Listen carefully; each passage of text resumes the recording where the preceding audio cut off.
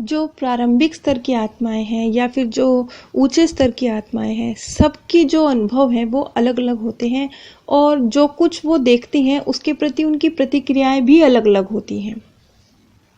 जैसा कि आप आम जीवन में भी देखते हैं कि जो ऊंचे स्तर के लोग हैं या जो थोड़े कम स्तर के लोग हैं या जिन लोगों की मानसिक स्थितियां, भावनात्मक स्थितियां अलग अलग हैं, तो उस हिसाब से सबका रिएक्शन अलग अलग होता है। उसी तरह से एक ऊंचे स्तर की आत्मा का और एक कम ऊंचे स्तर की आत्मा का रिएक्शन भी अलग अलग होता है। उनकी प्रतिक्रियाएं भी जो कुछ वो देख रहे हैं उसके प्रति अलग अलग होती हैं।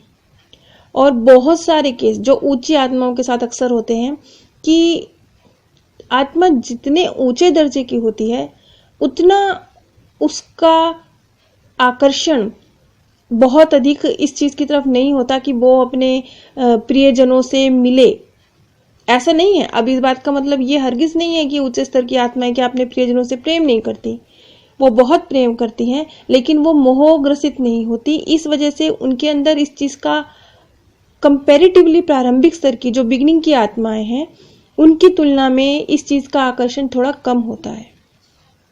और कई बार आत्माएं जब अपने आत्मिक झुंड की तरफ जा रही होती हैं, लेकिन उन्हें कोई भी अपना, ये मैं प्रारंभिक स्तर की आत्माओं की बात कर रही हूं, जब उन्हें कोई भी अपना प्रियजन नहीं दिखता, जैसे कि हमें पता है कि वो एक चमकते सितारे की तरह दिखते हैं, लेकिन जब वो अपने किसी भी प्रियजन को नहीं देखती तो कुछ आत्माएं हैं जो कुछ वक्त के लिए, जब तक वो अपने आत्मिक समूह में जाकर मिल नहीं जाती, क्योंकि आत्मिक समूह में जाके मिलने के बाद तो वो अपने सभी प्रियजनों से ही मिल रही हैं, जिनके साथ कार्मिक अकाउंट है उन्हीं से मिल रही हैं, तो वहां जाने के बाद स्थिति अलग होती है। लेकिन यदि कोई अपना प्रियजन इस राह में उन्हें दिखता नहीं है तो थोड़ा सा आत्माएं, कुछ जो प्रारंभिक स्तर की हैं, वो बेचैन रहती हैं इस बात के लिए कि उनका कोई प्रियजन मिले।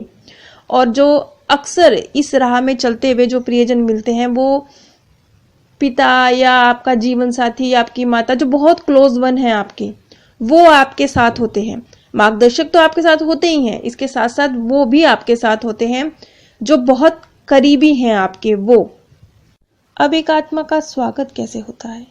जब आत्मा अपने आत्मिक ग्रुप से मिलती है तो एक बहुत ही जो पृथ्वी का संगीत है उससे कहीं ज्यादा बेहतरीन, जिसे शब्दों में बयां करना नामुमकिन जैसा है, क्योंकि वो धरती पर कभी सुना ही नहीं गया है। इतना बेहतरीन संगीत उसका एहसास होता है जो धरती के संगीत से कहीं ज्यादा ऊंचा है। उस तरह की मीठी ध्वनियों का एहसास होता है जब एक आत्मा अपने आत्मिक ग्रुप से मिलती है। ऐसे समझ लीजिए जैसे बहुत मधुर संगीत के साथ किसी मेहमान का स्वागत किया जा रहा है, कुछ ऐसे। और कुछ लोगों के जो एक्सपीरियंस हुए उन्होंने ये भी कहा कि उन्हें आ आ आ ऐसी प्यारी प्यारी सी आवाजें आ रही थी, जैसे वेलकम वेलकम उनका किया जा रहा है। आ आ ऐसे प्यारी सी एक मन को मोहने वाली, जो हम यहाँ हम उससे समझ नहीं सकते, वो इतनी मिठास भरी आवाजें हैं, हम उन्हें समझ नहीं सकते, कहना बहुत मुश्किल है। अब जिन लोगों ने मेरी पुरानी वीडियोस देखी हैं, इसी तरह का एक एक्सपीरियंस जेम्स वोंग ने भी बताया था, और ये उन्होंने भी बताया था कि जो ये एक्सपीरियंस रहे थे, क्योंकि जेम्स वोंग एक बहुत महान साइकिक रहे हैं, ये तो आप लोग जानते ही हैं, उनकी छोटी सी सीरीज मैंने बनाई थी। तो उन्होंने भी कहा था कि जो आत्माएं वहां पर संगीत को महसूस करती हैं, वो संगीत, उसकी तुलना में धरती का संगीत ऐसे लगता है जैसे मेंढक टर्रा रहे हों, इतना बड़ा फर्क है। तो सेम एक्सपीरियंस है जो जेम्स वोंग की रिसर्च में निकल के आए हैं, जो डॉक्टर न्यूटन की रिसर्च में निकल के आए हैं, वो बहुत सिमिलर हैं। जब अलग अलग मेथड से सिमिलर रिजल्ट निकल के आते हैं तो स्वाभाविक रूप से वो सत्यता पर मोहर जैसा है। और इतने एक खूबसूरत प्रोसेस के बाद भी अगर कोई आत्मा अपने पृथ्वी पर बिताए हुए जीवन से ही अटैच है, पृथ्वी पर अगर उसे एक बहुत खूबसूरत एक अच्छा जीवन मिला है, वो उसी से अटैच है, उसी देह से अटैच है, चाहे वो इस तरह की आत्माएं बहुत कम होती हैं, और ये लगाव भी नहीं के बराबर होता है, क्योंकि आत्मा लोक ही अपने आप में इतना खूबसूरत है कि ये देह का तो आकर्षण ही समाप्त हो जाता है। लेकिन यदि किसी आत्मा में थोड़ा अंश इसका बाकी है तो उस आत्मा की जो चमक होती है वो फीकी होती है, और वो उतनी आसानी से संवाद स्थापित नहीं कर पाती टेलीपैथी के माध्यम से। ऐसे समझ लीजिए जैसे कि कोई व्यक्ति किसी और स्थान पर किसी और परिवार में रह रहा हो, जैसे कोई बेटी वो किसी और परिवार में किसी और स्थान पर बहुत खुश है, बहुत अच्छा परिवार है, बहुत प्रेम करने वाला परिवार है, हर तरह से वो खुश है, लेकिन अगर उसका मन कहीं थोड़ा बहुत भी अपने मायके में अटका हुआ है तो सब कुछ होते हुए भी कुछ वो फीकी फीकी रहेगी। सब कुछ है, वो खुश है, वो आनंदित है, वो शांत है, वो अपने परिवार में हैप्पी है, लेकिन फिर भी कुछ बुझा बुझा उसका रहेगा मन। बस ऐसे ही समझ लीजिए कि देह छोड़कर तो आ गई है आत्मा लोग, बहुत खूबसूरत एहसास है, सब कुछ बहुत सुंदर है, अपने जिनके साथ कार्मिक अकाउंट रहे हैं उनसे मुलाकात हो रही है, सब कुछ बहुत खूबसूरत है, लेकिन फिर भी अगर थोड़ा सा उधर क्या भान बाकी जब तक रहेगा तब तक आत्मा की जो चमक है सितारे के रूप में वो थोड़ी फीकी फीकी रहेगी। और सिर्फ वही नहीं फीकी रहती बल्कि वो टेलीपैथी के माध्यम से पूरी तरह से संपर्क भी नहीं कर पाती, लेकिन ये स्थिति थोड़े समय के बाद जैसे जैसे वो मुक्त हो जाती है इस भाव से पूरी तरह से समाप्त हो जाती है। अपने आत्मिक समूह से मुलाकात के बाद जिन लोगों के साथ हमारे कार्मिक अकाउंट्स रहे हैं उनसे मुलाकात के बाद अब जो अगला स्टेप है, जैसा कि हमें बताया जाता है कि मृत्यु के बाद हमारे कर्मों का लेखा जोखा देखा जाता है, एक सभा आयोजित होती है जिसमें हमारे कर्मों का हिसाब किताब किया जाता है, अलग अलग तरीके से इस बात को हमें बताया जाता है। बस अब अपने मित्रों से मुलाकात के बाद जो एक आत्मा के लिए अगला चरण होता है वो इसी सभा का होता है। हमने इस सभा को नाम दिया है वरिष्ठ जनों की परिषद। ये हमने इसका नामकरण किया है बात को समझने के लिए।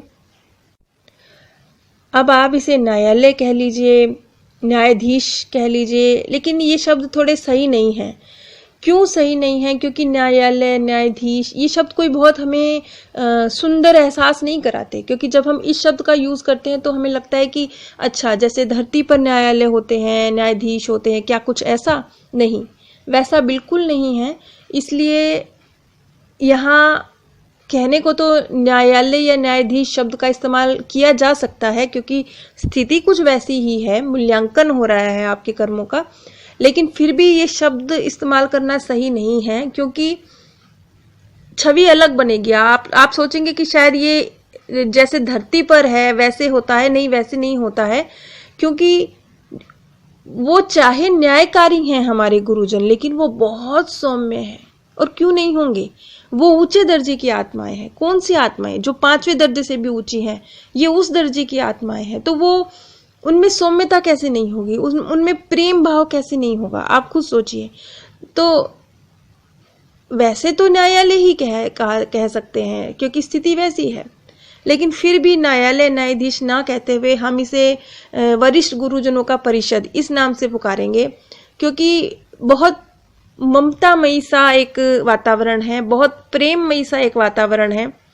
और ऐसे में हमें हमारे कनिष्ठ मार्गदर्शक और वरिष्ठ मार्गदर्शक इनका भी सहयोग हासिल होता है। ऐसा नहीं है कि आप अकेले ही उस सभा के सम्मुख जा रहे हैं।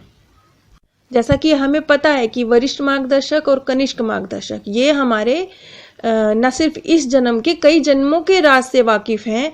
हमारे जब से हम पैदा हुए हैं तब से वो हमारे साथ हैं, हमारे मन के हर भाव को, जीवन की हर घटना को जानते हैं। तो आप वकील समझ लीजिए। साधारण शब्दों में अगर बात को समझने के लिए हम कहें तो आप समझ लीजिए जैसे कि अभियुक्त के साथ उसके 2 वकील होते हैं, लेकिन ये शब्द कोई बहुत सुंदर नहीं है क्योंकि ये शब्द कोई बहुत सुखद फीलिंग नहीं लाएगा। वकील शब्द थोड़ा इतना सकारात्मक फील नहीं होता। तो हमारे मार्गदर्शक, दोनों मार्गदर्शक वरिष्ठ और कनिष्ठ हमारे साथ होते हैं। मोस्टली केस में तो कनिष्ठ मार्गदर्शक साथ में होते हैं, लेकिन वरिष्ठ मार्गदर्शक भी हमारे विषय में बात कर चुके होते हैं और कई केस में वरिष्ठ मार्गदर्शक भी गुरुजन सभा में पहले ही गुरुजनों के साथ बैठे हुए होते हैं। अब ये सभा कैसी है, इसका प्रोसेस कैसे होता है, ये मैं आपको अगली कड़ी में बताऊंगी। आप सभी पर परमात्म सौंदर्य, प्रेम और आनंद सदैव बरसता रहे। आप सभी दिव्य परम धाम में स्थान प्राप्त करें। जो प्रारंभिक स्तर की आत्माएं हैं या फिर जो ऊंचे